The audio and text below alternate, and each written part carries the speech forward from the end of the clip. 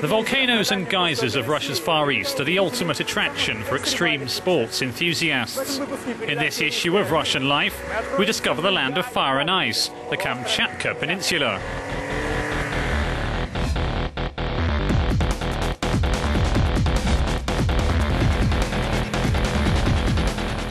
The immense peninsula between the Okhotsk Sea and the Pacific Ocean is one of the world's last wild frontiers. Home to a Russian military base, the area was strictly off-limits to visitors till the 90s. Now it's a top spot for adrenaline junkies the world over. Our personalities are very wild, and many people come here looking for exactly that, the wild, pristine nature of the mountains.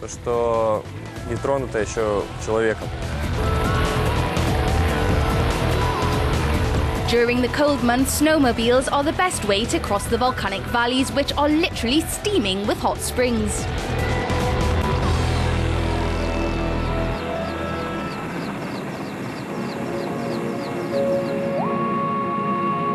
The 6-month-long snowy winter is a godsend for freeride skiers and snowboarders. And to really sample what Kamchatka has to offer, you have to go via helicopter to reach the best mountain peaks.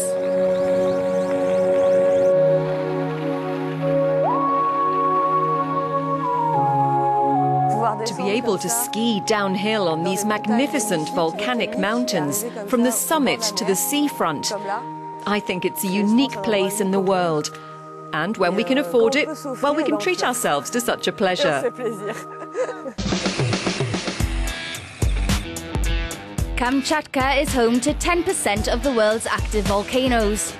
The risk of earthquakes and avalanches making off-piste adventures all the more extreme.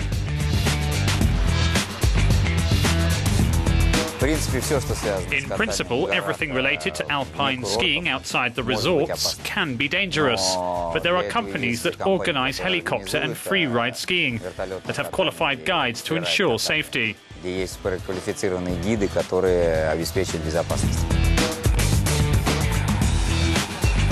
a region the size of France and the Benelux combined, there's a distinct lack of tourists. Even Russians prefer to play it safe, choosing the tried and tested resorts of the Alps. But for a faithful few, there's no place like Kamchatka.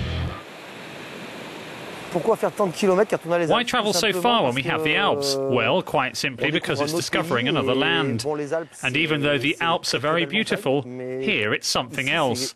There's all the freedom you need. You can ski wherever you want on these incredible landscapes. Any ski guide who comes to Kamchatka for the first time has to swim in the northern Pacific Ocean. Even if the water is cold, you have to complete this ritual if you want to come back.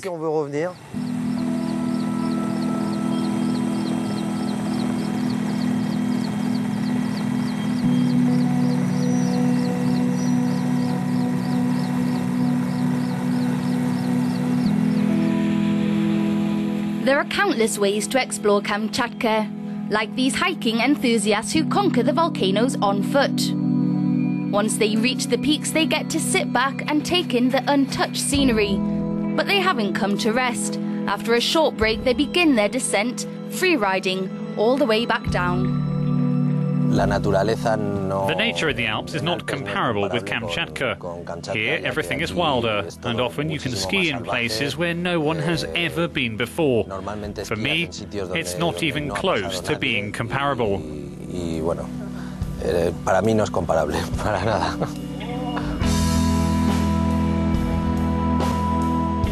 Whatever the weather, this far eastern Russian peninsula is always a must for any daredevil.